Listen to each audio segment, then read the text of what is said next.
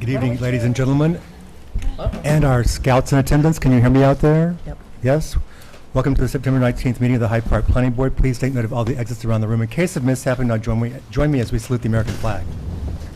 I pledge allegiance to the flag of the United States of America and to the republic for which it stands, one nation, under God, indivisible, with liberty and justice for all. Thank you. The first item on the agenda, and mind you, there are no public hearings tonight, this is all workshop, is the BOLANDER renovation. The applicants are seeking site plan approval for an existing situation at 309 Netherwood Road. To give some quick background, the board has been familiar with this application for a while. This was referred to us when the BOLANDERs were seeking a use variance to convert a two-family home into a three-family home. In addition, there's an additional single-family or single dwelling unit residence located to the far right, just in front of the pond. And under our code, multifamily requires site plan. Ms. Bolander and her brothers have been kind enough to give us a very extensive background for how the situation arose. Briefly, the home was originally single family and then used to house patients of varying kinds, mental, veterans, etc. Due to the changes in how these patients are cared for now, it's no longer feasible economically to do this at someone's home. So with nothing else to do with the site, after their father passed away with the estate, they decided to convert it to what it's essentially been, which is multifamily, but make it under our current code, so it's a three-family plus a single family should one brother ever opt to move out from above the garage. Is that a good summation for you? Yes. In the interim, they received the use variance from the ZBA, so now they require site plan approval, which under our code, where this is located, must be referred to Pleasant Valley because it's within a certain distance from the border. It also must be referred to DC Planning because all site plans are referred that way. We're also prepared tonight to take action to do courtesy referrals to Department of Health, as well as to Justice County Department of Public Works. Is there anything else you want to add to that, Ms. Bolander? Sorry. No, sir. Okay. Let me start to our left. Ms. Moss, welcome back. I didn't know you were staying tonight. Good to see you. For a few minutes. Good to see you. Any comments you'd like to add? No. Thank you. Ms. Axelson? Oh, you're staying for another item. Hi, Liz Axelson, planner with CPO. And all my comments have to do with Clark Patterson Lee. your plan sheet, site plan A-001. Okay. It's just to give some more clarity. Okay. For example,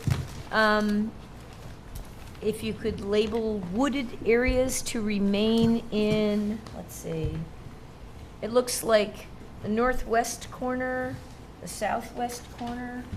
I'm looking for a north arrow. Am I going the right way? North is right. Yep, okay.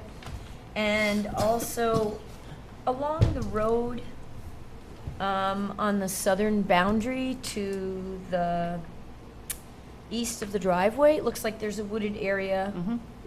What we're trying to do is show that you kind of have some existing buffering there. Okay. Okay, we can all Okay. see that from the road. Another general comment is if you can label any surfaces such as the driveway, which I believe is paved or asphalt. Mm-hmm.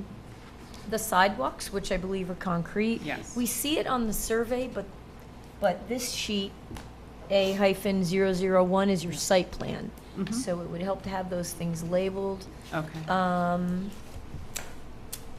Let's see, there are some areas I think are just lawn. It just helps to Okay. have a better idea of what you were proposing to have there. Regarding there's an item that is 332 square feet, and it's labeled shed. And if you can add a pointer or a label that says it's not a dwelling unit. Okay. Let's see. And then that was the other thing, to indicate that the 1.5-story wood frame is, I believe that's 2 units, Okay. or is it 3? Three. It's 3 units. 3. 3 units. And that the 2-story wood frame, which has, I guess, garage, Yes. that's 1 dwelling unit. Okay. And there are also monuments and along the driveway with a brief stone wall, Yes. I think. Mm-hmm. You know, if you can somehow label that, show Okay. the general location. And it would kind of help in terms of visibility at the end of that driveway to know the height of the monument and the bushes in that area.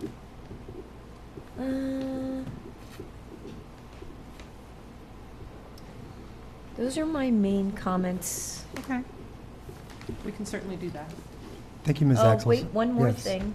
You have a zoning table on the first plan sheet, and where it says, it has a row for density, Mm-hmm. dwelling units per acre, if you can label what the existing density is. Okay. That's the only blank. And you'll need a signature block. What? What sheet was that one on? The same. That's the cover sheet. The cover It's just sheet, called okay. cover. Okay. There's a zoning table there. And then I guess you need signature blocks, and I'm going to refer you to Mm-hmm. our illustrious secretary for, Okay. she knows the language, and she can email you that kind of stuff.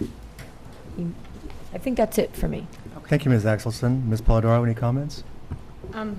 When you're labeling the garage apartment, if you Yes. could just use the language, I know you're acutely aware of the long history of the site. Yes. Instead of saying like Unfortunately. single-family unit, just use whatever it was approved Accessory as, apartment, okay. just so we don't lose track Approval, of that. okay. And then for the board, because this is located near a county highway, it needs to be referred to Dutchess County Planning. And And- it's And we're prepared to take action tonight on that, I might add. I'll also add that county planning, when they got the use variance, I believe said matter of local concern. When I looked back through my files, they had no comments on it, so I That's- expect no comments on this as well. correct. Anything else? That's it. Let me start to my right. Mr. Napoli, any comments?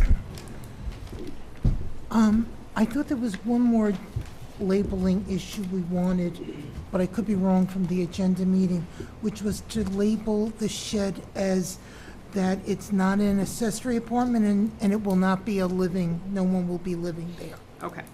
It's so Not beautiful and dwelling cute. unit. It Not almost dwelling, looks like a yes. little apartment. Yeah. Yeah, I'd want to live there. I had said not a dwelling unit, Dwelling, okay. yes, you had, if that's, That's true, that's it. okay. Sorry, I didn't. no, We it's always called fine. it the Anything garden else? shed. That- Well, when we drove in there, you can No see it's accepted. stored with Yeah. garden stuff. There's Yeah. no way that someone could live in there, but it is cute. They were Thank right. you. Oh, you can work it down. Mr. Oliver, any comments? No comments. Ms. Dexter? Mr. No Pickett? comments. Ms. Weiser? I have nothing to add. Then, let me go over what you heard tonight. Again, this is a conversion of existing multifamily to one with 3 dwelling units for a total of 4, three-family building with an accessory apartment for a total of 4 dwelling units. You just need to label each building as such. Also to label all services, walkways, lawn, asphalt driveway, wooded areas to remain, et cetera. Show the landscaping that's along Netherwood along with the stone walls and pillars. Add notes that would, about the amount of dwelling units in each structure, and add a notation the shed is not intended for residential use. I have one question myself. It says that there's a surplus parking area to be removed. When I drove in there, it didn't look like it's like paved or anything. You're just going to seed that for lawns or something, or? Yes, Okay. if you want it. We had talked about in our pre-planning For there to meeting, be, that's why I was just to be thinking, guest parking. yeah, It's. this is for the up to board you. to consider. Mm. The number of parking units they would have or fit just the total of the number of dwelling units. I would think that we want, the area I'm talking about is, if I can turn this on correctly. There you go, it's right up Yep, front right there. there. Right, first two, So there's 2 the units, issue right? is that when we went on site, yeah, I think oh no. Yep, when we went on site, if you drive in, this is actually kind of tight for having parked cars there. I think we want to have some area where if people were having guests, that they would be able to do overflow. That's just my recommendation. Everyone can think about it when they look at the site plan. But I would also say that the rentals, elderly people would not want to, go all the way down here for their parked cars or coming out this front door. I'm sure, that's what I was going to say. It just seems, for a variety of reasons, it seems more prudent to me to keep that labeled as parking. Particularly, again, if you have a holiday party, this is not a good street to park on for a party. And there's not enough room here unless they really went onto your lawn. And even then, you don't have a lot of, that's my recommendation. The board can think about it and we'll discuss at the next And the meeting. hedges covered it. The hedges cover everything. Yeah. There's extensive landscaping here and here. That's why we wanted it shown, because this is essentially, when you have a site plan, we're supposed to screen parking. All parking is supposed to be to the rear of the building. These aren't really meant as standards for residential. They're meant for commercial or non-residential uses. So, but we still like the idea of screening. You're going to have a whole bunch of cars on the site. And in truth, having driven by this for 25 years, even in the winter, because the forsythia forms a kind of a thicket, unless you are right there and stare in, you don't really see much. And what you mostly see are the houses, which I said, everything's kept neatly. So, board, would you agree that they can keep that parking area? Yes. Yeah. There you go. So the resolution, because we're sending this to Department of Public Works, we wanted to have, before we send that to them, we wanted to have the plans revised to show the landscaping, Okay. the stone walls and the pillars. If you want to go ahead and at one fell swoop, because it'll be cheaper that way, I assure you, have them do all the other labeling, they can do Yes. that before we send it. And Yes. I saw you taking good notes, but I've already typed mine up, so if you want, I can send these to you to That make would sure be you know great. everything. Okay. That would be great. Anything else for anyone? Then who has this resolution? Is it us combined? Yes, we have it. Resolution classifying the action and referring the application to the Dutchess County Department of Planning and Development, Bolander renovation, September 19th, 2018, resolution number 2018-43. Whereas, now therefore be it resolved that the planning board hereby, 1, classifies the project as an unlisted action under seeker and determines to conduct an uncoordinated review, and 2, directs its secretary to refer the site plan to the Dutchess County Department of Planning and Development pursuant to Section 239M of the General Municipal Law, and 3, directs its secretary to refer a copy of the site plan, once an amended site plan is received, depicting the stone walls and landscaping, to the Dutchess County Department of Behavioral and Community Health, the Dutchess County Department of Public Works, and the Town of Pleasant Valley for comment. Second? All in favor? Aye. The motion carries unanimously. We need to set a public hearing for this, and let's see, today is the 19th? 19th. Our second October meeting would be the 14th. Third and 14th, 17th. Would be the 17th, sorry, which wouldn't give county planning enough time, but we could consider setting it in case we get expedited review from the county. Can we do that, everyone? Yeah. Making a motion to set the public hearing for October 17th. So moved. Second? All in favor? Aye. Thank you. I told you we'd be efficient. Yes. So I want to make sure you understand, the hardest thing for you to do is to get through the ZBA because of the use variance. Once it's that, this is very simple. I And appreciate we want to that. make sure we get you through quickly so you can start renting to whatever you want to do, et cetera, et I cetera. appreciate that. Okay, thank you. Thank you. Nice to see you guys again. You too.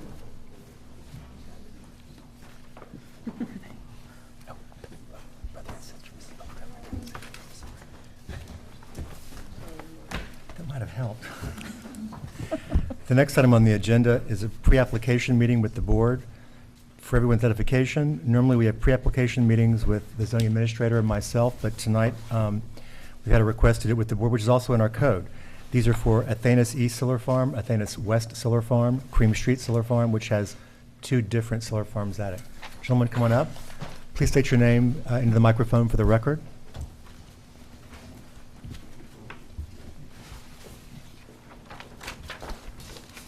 Liam Kelly, MAP EFS.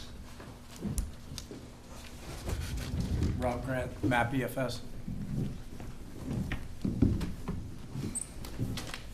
Good evening, Michael Lepke. We have a microphone for you to use. No, he can use the separate one there. There you go.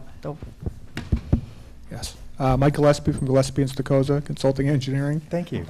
So in essence, the applicants are seeking approval to install solar farms at all these, solar array farms at all these sites. The board has just been through a somewhat lengthy review of our very first application on this, and it received approval at the last meeting for Cypress Creek Slot Point Solar. So we're familiar with the process now, what's required, et cetera. Let me turn it over to you, gentlemen, so you can make your pitch about the presentation. Okay, I'm going to hand it over to Mike. He's going to make most of it. Sure. Yeah, just as a brief overview, these are 3 separate projects which we're proposing, as mentioned by the chairman, all of them proposing solar farms. What we've shown, we had an initial pre-application meeting some time ago. rather some aerial photos and so forth, some fairly crude drawings, just trying to depict exactly what was proposed. We've had surveys performed on each of the properties at this point, so our drawings are a bit more refined. All these parcels are in the Greenbelt zoning district, so a solar farm is permitted, but it's via special permit site plan, okay? We access points for all of them. I don't know if you want me to go over individual, each one of them, or Sure. just kind of, all right. So ATHANAS East is located east of Route 9G. This property is owned by Mr. ATHANAS. MAP EFS are actually the applicants on the project. Access is proposed via an access road coming in off of Route 9G. On this, we do have some wetlands which have been delineated, but what we've done is we've kind of laid out the array and the access road to try and avoid impacts on those wetlands, whether they have buffers or not. Okay. The parcel is a total of 84 acres, but you can tell based upon the size of the project as a relation to the entire parcel, it's a fairly small area which is actually being developed to serve the same. Cream Street was next on your agenda. This project, again, a lot of them have a lot of similarities, okay? Access is proposed off of Cream Street, actually 129, 133 Cream Street. There's two separate tax parcels here, so it's just one application, but we're dealing with two separate tax parcels. Are you proposing to subdivide them, to merge them? I don't think that was the intent. No. Not the question, do we want to merge the sites? Mm-hmm. No. Right, and I know questions become, what happens is with this property line, issues become setbacks, things such as that. We have shown the arrays off of the property line, so we're not going through the property line, so the intent would be able to meet the setback requirements. They're currently owned by the same folks under two different corporations, but it's effectively the same person. So Will they be connected in some way? Well, they will be, yeah. The access road comes along the 133 parcel, and in terms of connected, the access will serve as the same. Because the access is going over one parcel and will be serving an array in another parcel, I'm sure there'll have to be cross easements to make sure that that's all covered so that there's rights of access across each of them, okay? Electrically or anything else? Sorry, forgive me. Electrically? I mean, No, they're completely separate Cable. projects. okay. The only point that they become connected is at the point of connection with the grid, which is down on Cream Street itself. Got it. Okay. Right. That so service do line. those meet the setback requirements? I didn't see numbers on the plan. We believe that they do, but we can provide that in terms of actual numbers. Yeah, that service line would likely run along the length of the access road as well. This property is a total of 111.5 acres in size. So we have to treat them, I'm harping on this, but if you're not combining them, they need to be treated as separate parcels, and all of your calculations are gonna have to be done for each parcel. For each separate parcel. Yes. Okay.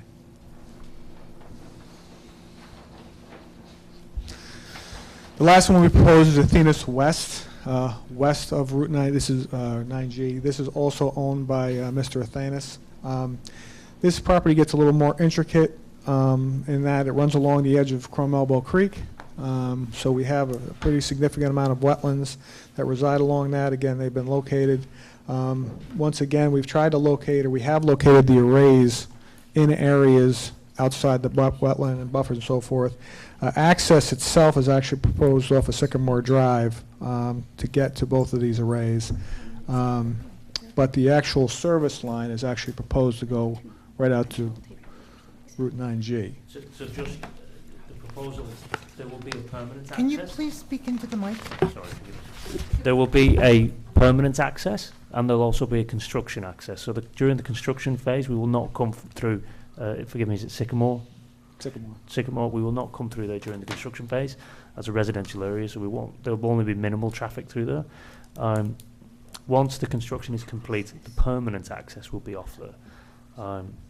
But during construction, it's not proposed that we will go down Sycamore Drive. How will you get there? We'll go directly through Mike Athanas' property.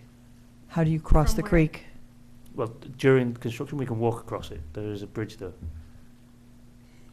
You're going to be taking the materials to construct by There'll be hand? so minimal traffic. We'll go down there for the purposes of delivering materials through Sycamore, and that's it. So we will manage the construction traffic so that only deliveries of materials will go down Sycamore. All of the traffic, so the personnel turning up every morning, etc., will go cross land. Just to be, what other construction is there besides materials? I mean, it's the panels, Well, the right? people every day have to turn up to work. So So they're gonna to reduce the walk- amount of traffic that goes down that street every morning, and the interaction that could pose a potential hazard, we will reduce that. So there'll be known deliveries. So we'll be able to essentially know on this morning the delivery of racking will arrive. So we can manage it, and we've done it on past projects, so that you hold it back, you hold the truck off until say 10 a.m. until such time as the school run, etc., has gone away. And then you bring him in, you deliver the materials, and you send him off. But the back and forth of operatives on site going for lunch or just coming to site do not go down Sycamore. That's just to reduce the amount of volume of traffic that interacts with the people in the area. So, is Sycamore a public town road? Yes. This is in the Green Tree neighborhood. I believe that the crossroad, that's the road that goes off of it, heading to the west, closest is Crem Elbow Drive. Then there's Ash Lane. There's a variety. This is at one point, there's a cul-de-sac neighborhood. Mhm. There is now an emergency access that would go through Crofton Mews as we know it.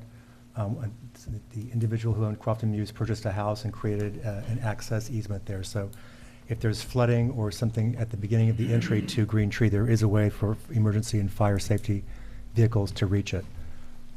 So is there an existing curb cut from Sycamore to the site? I can't tell if this is an existing driveway. It's an existing dead end. It's dead end. Okay, so they need to. Yes, it would have to. it would It's an require a old highway dead end, so permit. it doesn't have, it's not a snow disac, it's Right. old. So before I go over to the consultants for comments, first, there's a lot of work that still needs to be done on these sheets. You're going to hear that tonight from, I think, a lot of people. But second, you also submitted short-form EAFs. These all require long-form EAFs. I believe you submitted those initially Yes. before we got the plans. So you can either have us go back to those or redo them. I don't know if they've changed based on the plans that have been submitted now or what, but these do require long forms. Let me start to Ms. Moss, any comments? I had submitted quite a few general comments earlier in August, and I just encourage the applicant and the engineer, when you get your next set of revisions ready to submit, please sit down with me before you reproduce the drawings so we can go over them. Let me say that louder. Schedule an appointment with Ms. Moss and me, Saves maybe money. other couple of other planning board members. Maybe Liz will be there, but let's schedule an appointment so we can go through in a straightforward fashion once you've developed these further, anything that might be remaining that would be necessary. That way, because if we keep getting new plans that don't have all the data, it just drags it out, and we don't want to do that, okay? 100%, and actually, for the record, thank you, Ms. Moss, for your comments. It's been actually very useful. Thank you. Anything else? Ms. Axelson? So I took a brief look because I understood that these were to be pre-application plans, but I wanted to just reiterate what Michael said, that we just got done with Salt Point Solar, and that ended up between Code Chapter 130, which is our solar law, and the pertinent zoning provisions. That ended up being a pretty hefty plan set for one site, you know, and quite a bit of detail. So I just, so we're going to need a coherent, comprehensive submittal with all aspects of the application, special permit, detailed site plan, fully AF. I know that we just got some habitat assessment reports, and that was handy so that we can at least look at that now. The plans are going to have to be detailed enough to demonstrate how the proposal actually specifically addresses the requirements in the code on the ground. In other words, Code Chapter 130 and Code Chapter 108 zoning. And this is for special permit and site plan. So there are a couple sections in the solar law. I know that it looks like Section 130-6 is kind of copied and pasted onto the plans.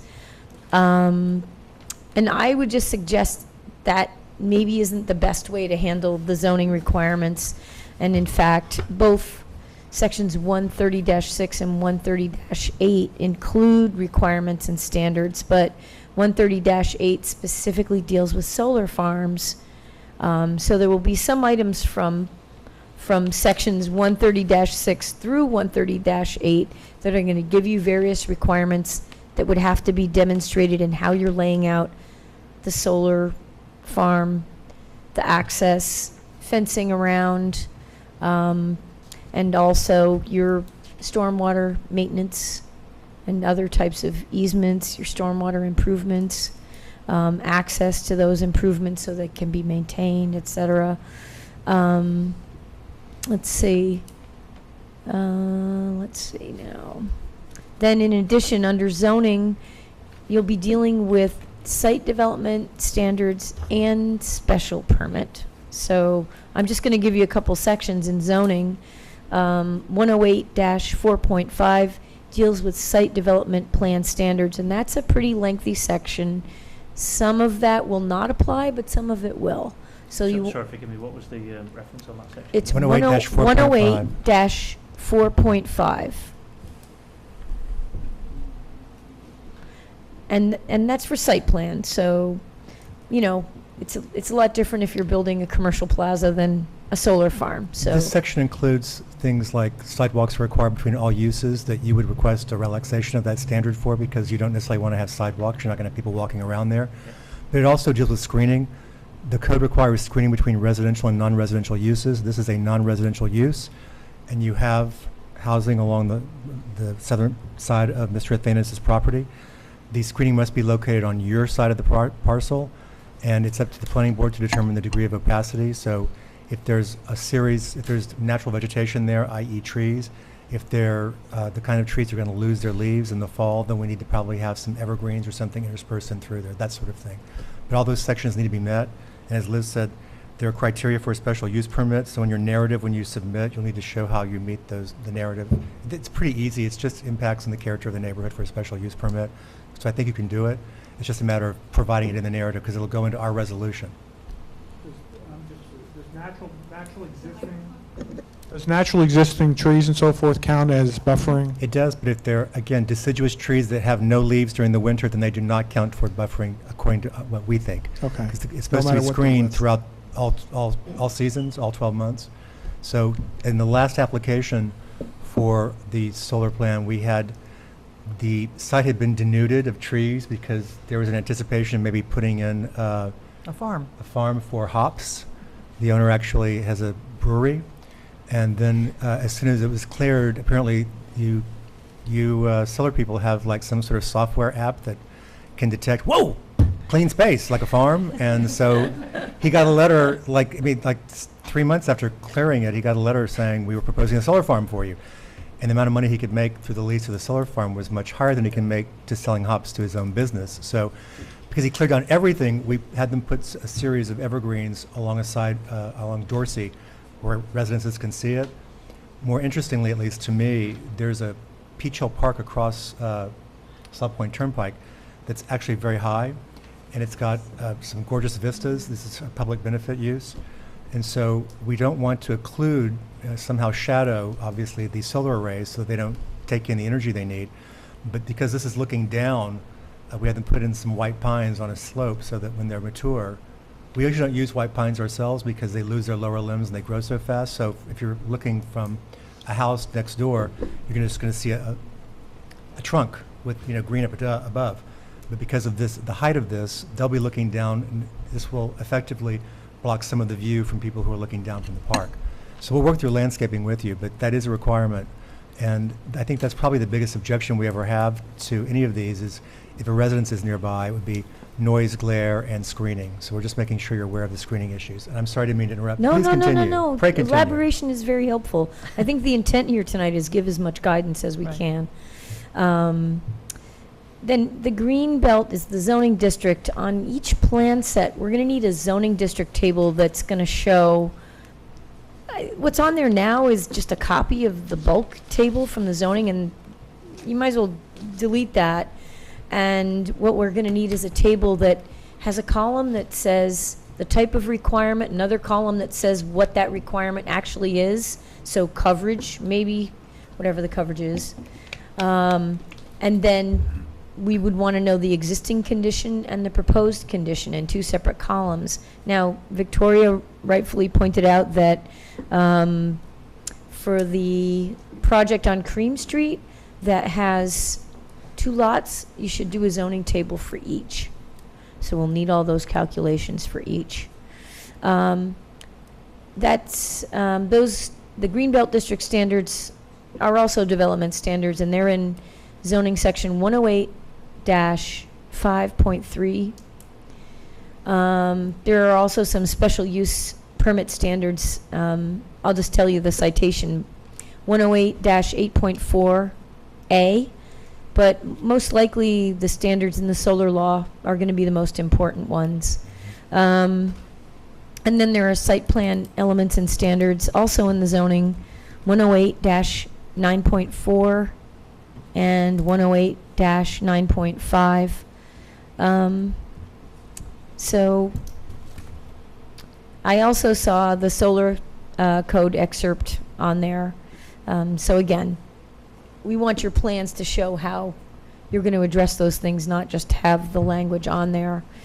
The habitat suitability assessment reports will be reviewed along with the full plan set, but one of the things that I did note in there is that each of those reports needs a section on wetlands, because wetlands are definitely part of the habitats.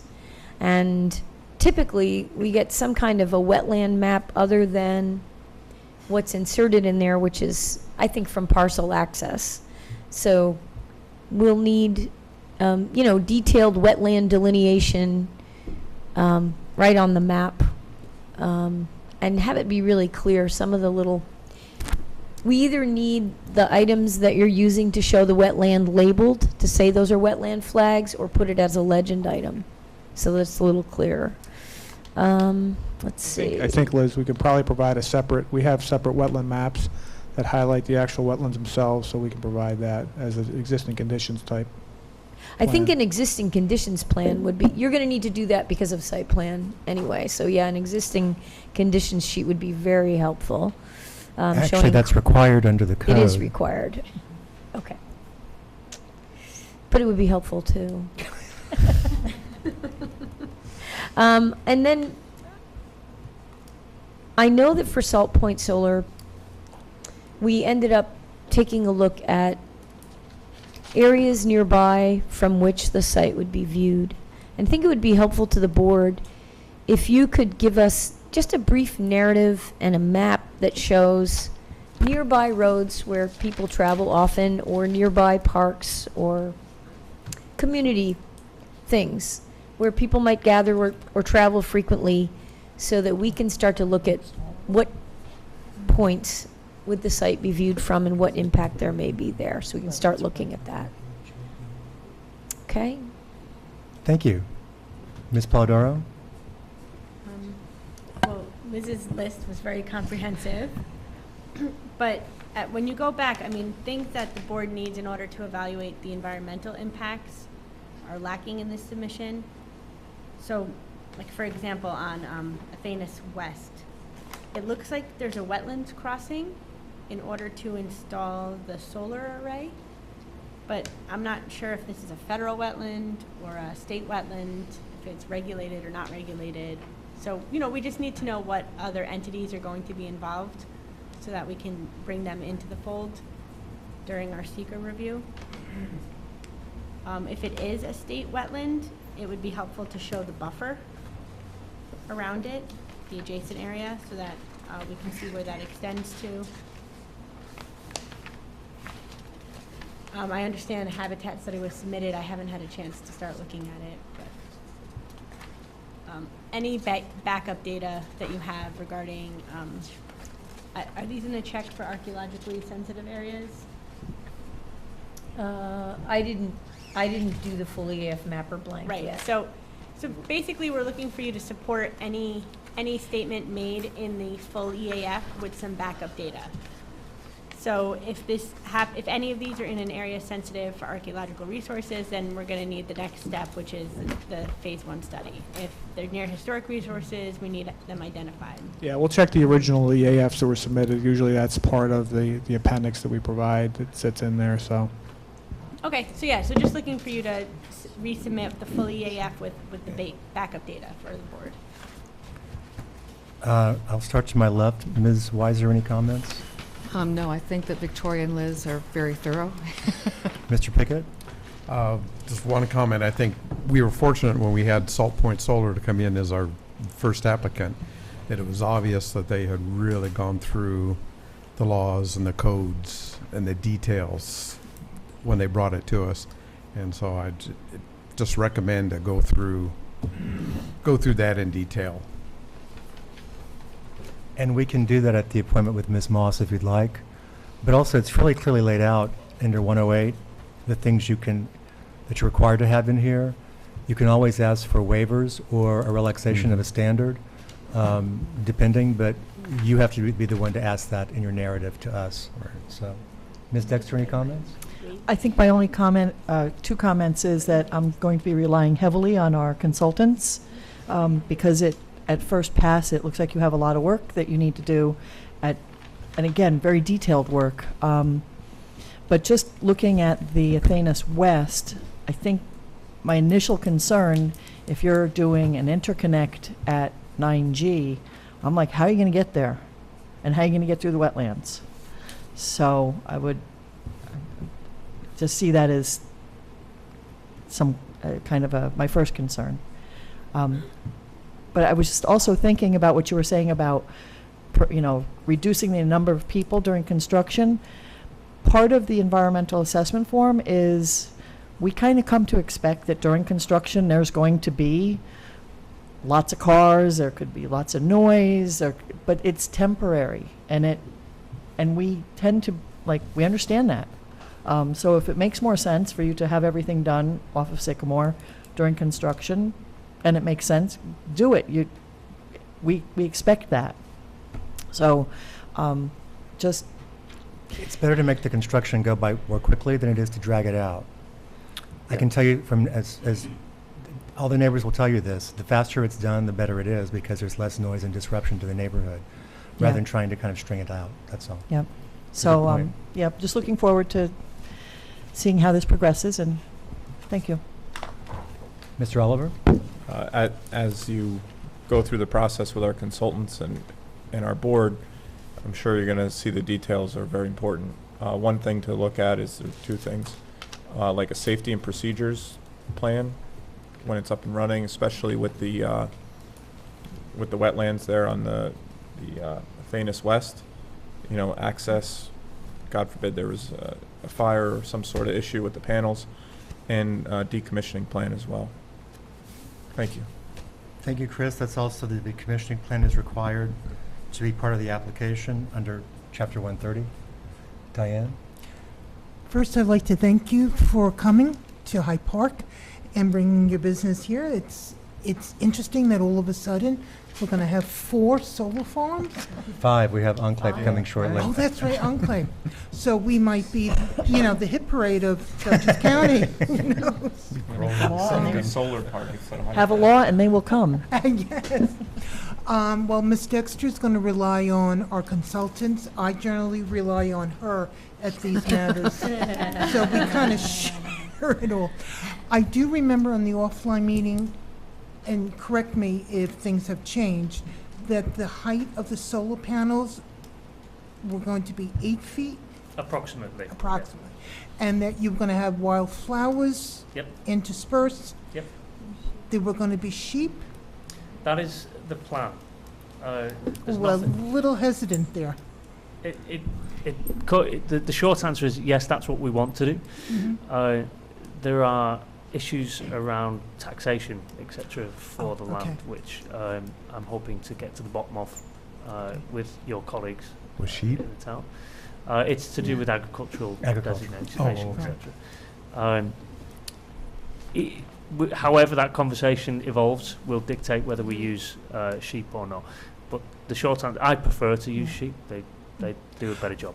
Because of your, the offline meeting we had, I hadn't considered wildflowers, but when solar came before us first, because of the knowledge you imparted on us, we were able then to ask that they do the same thing. So I'm happy to say that they're doing it. Back in the UK, It was standard. the evergreen screening, wildflower bed planting, this is now all standard practice as part of any kind of application.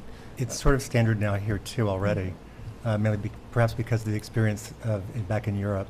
If I'm allowed to call the UK Europe anymore. I'm still pretty bitter about that. I recall that's why I slipped that in. At any rate, you'll also need to provide a landscaping and maintenance schedule.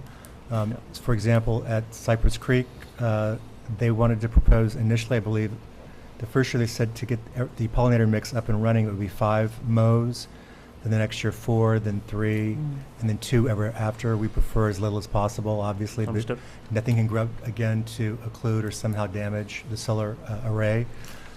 And you do need to tell us, I mean, I could have looked it up, but you need to tell us whether the wetlands are Army Corps of Engineers, i.e. federal, or if they're state.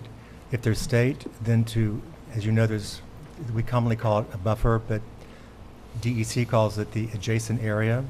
And it's 100 foot on either side of the center line of the stream. To invade into any of the adjacent areas, we can't authorize that. You need a permit from the DEC in order to go within. Understood. Right.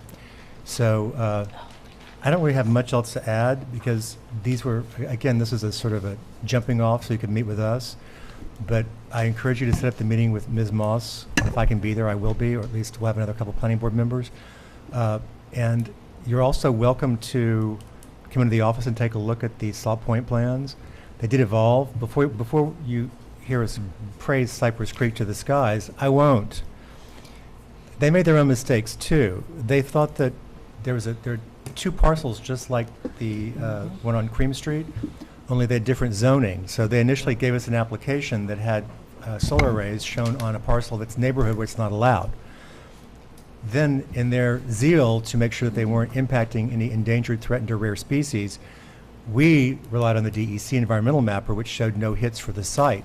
They used the U.S. Forest and Wildlife Service, which their sort of environmental mapper is for the county itself, which shows that there's abundant areas for endangered, threatened, or rare species, because this is Dutchess County, we've got them all over the place.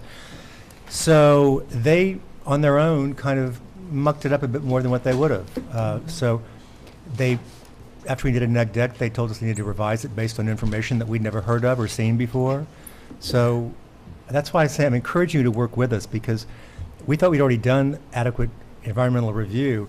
They wound up having to do a little bit more hoop jumping because the Fish and Wildlife Service doesn't look at just their unique site. It also looked at a large area around it. So and also to let you know that ATHANAS West is in a critical environmental area as established by the town. So I'll be looking at I believe it's Noaki's report with a critical eye. Again, this is at the edge of the CEA, and it's somewhat disturbed both south and where the actual farm's been. But I know that this is an area that tends to be laced with wetlands, usually high quality in terms of habitat for Blanding's turtles, an endangered species.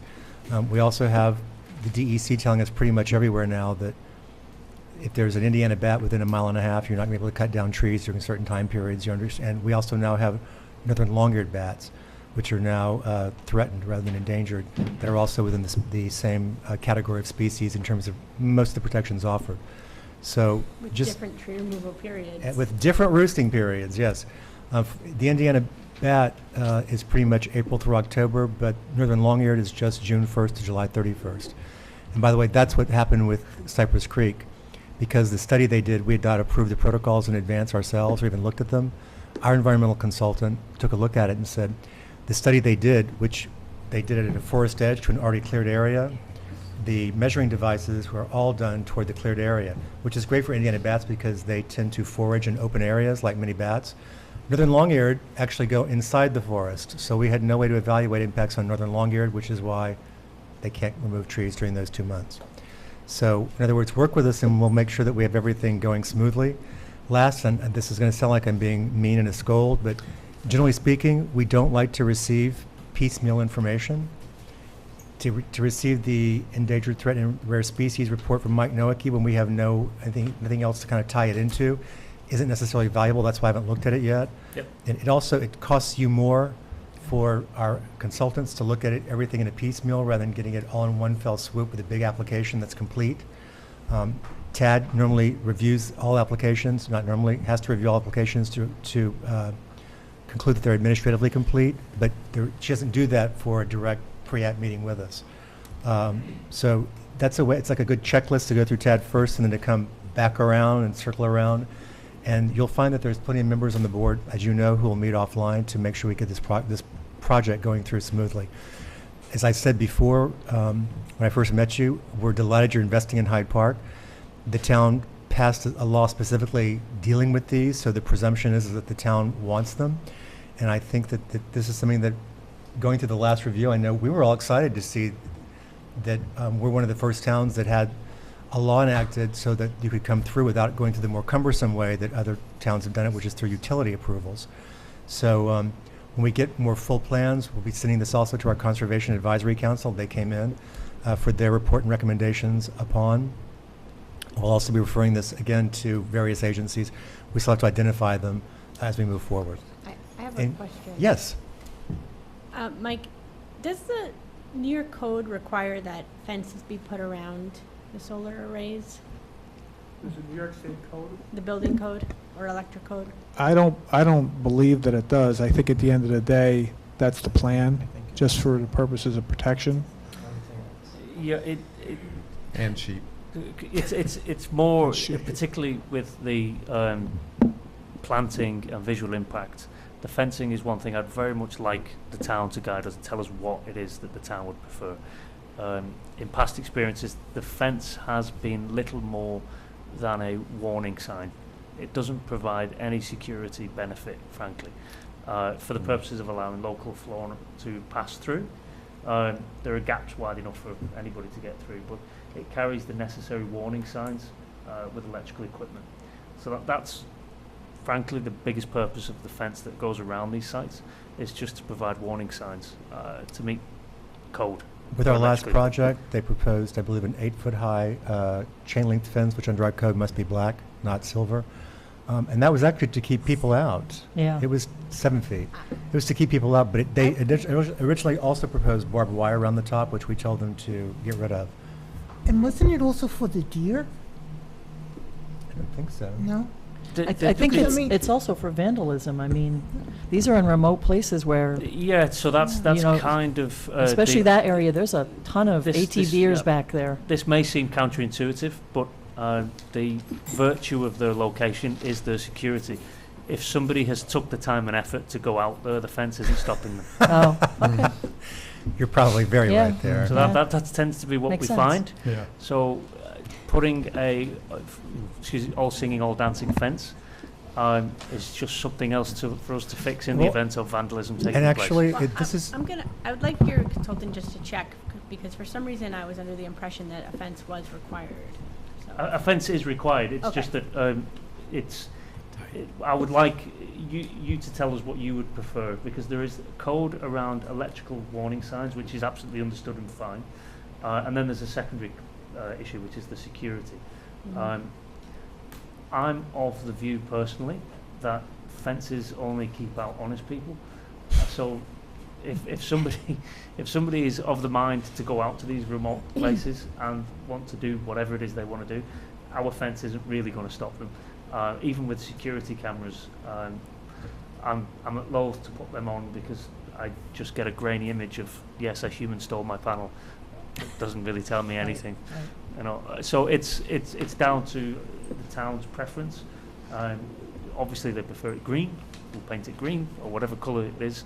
But in the past, we've had as much as a 2 to 3 foot gap running all the way around to allow deer to pass through. So as I said, security point of view, it doesn't really serve a purpose. The board will evaluate this then. We'll have an answer for you when you make a full submission. I might also add, in the case of the solar farm that we approved, there was a chance that there was a possibility of bog turtles using a portion of the habitat that was being left wooded. And so they wanted to ensure that the bog turtles wouldn't proceed further into an open site in case of predators. So that's why it was there, that's all. But we'll get back to you with an answer. Michael, I do have a couple more points. Sure. First of all, I realize we're giving you a big heap of commentary. Some of it is because we've been through one of these and we want to try to give you a heads up on what's ahead. The more information, the better. Right. One of the things that ended up happening with Salt Point Solar, it's partly because you'll have to do a stormwater pollution prevention plan. And also, if you're seeking NYSERDA funding, you're going to need to get a sign-off from the New York State Historic Preservation Office. Oh, right. And I would suggest looking into having a cultural resource consultant take a look now and give you estimates and get those pieces of work done, because there's, looking at these sites, very often a cultural resource consultant will exclude steeply sloped area, wetlands, etc., and focus on the area of disturbance and what type of land it is.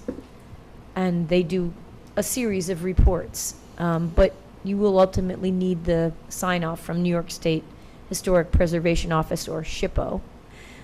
So that's something to look into right away. The other thing that was kind of a surprise to Salt Point was the provision in our law, our solar law, that basically says that the area beneath ground-mounted and freestanding solar collectors shall be included in calculating whether the lot meets maximum permitted lot building coverage and lot surface coverage requirements.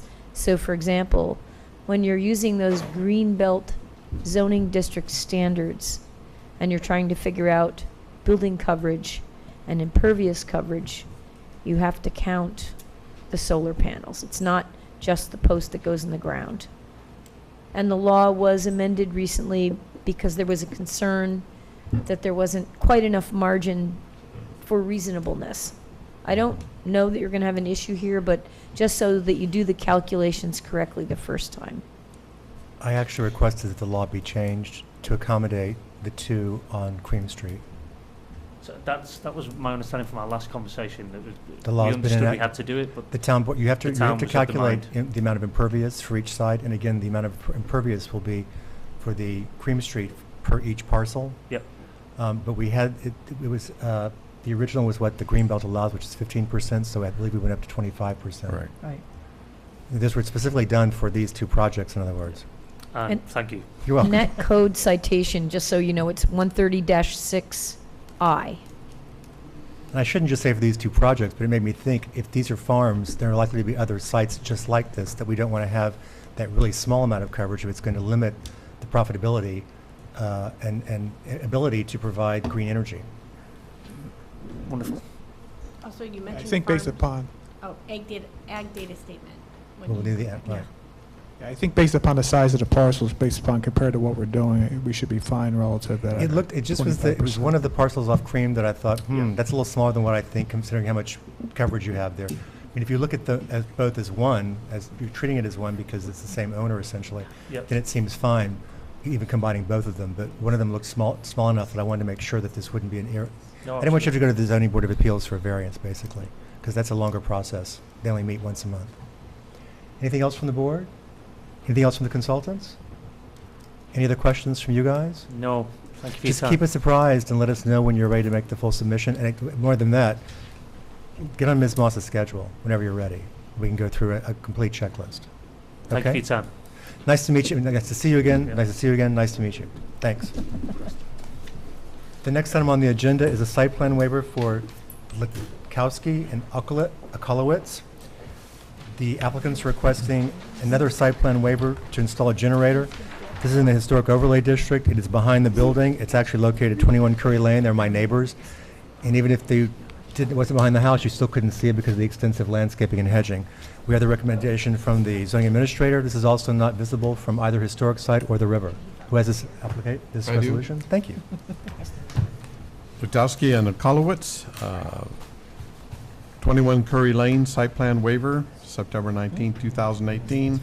Resolution 2018-59. Whereas,